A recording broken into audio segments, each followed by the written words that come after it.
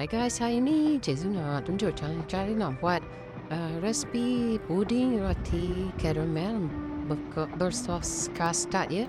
Okey, caranya rendamkan roti dengan susu pekat dan susu cair bersama air daun pandan ya.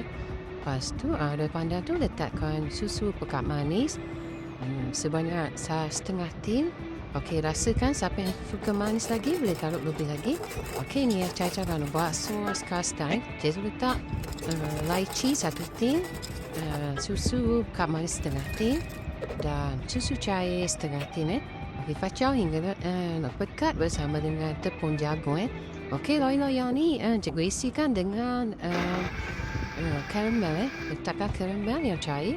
Lepas tu saya nak Cik Zul gunakan hordek pengukus hordek tiga lapis pengukus hordek tu kita Cik Zul kukuskan serentak Okey, best guna pengukus hordek ni Dia cepat masak, jimat elektrik dan safety dia ada safety.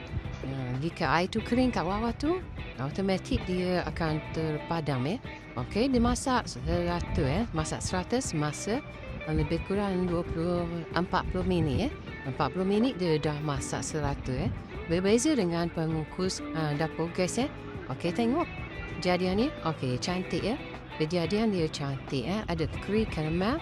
Okey, sedap dimakan.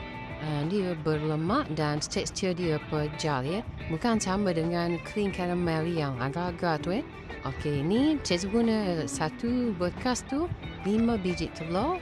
Okey, 5 keping roti, setengah tin susu pekat dan setengah tin susu cair Okey, masakkan dengan karamel dan kukus guna pengukus hordek sama rata masakan Siapa yang berminat untuk dapat resipi, okey, PM dekat komen. Dan siapa berminat dengan pengukus steamer hordek tu yang berjenama hordek, sangat murah ada offer sekarang ni.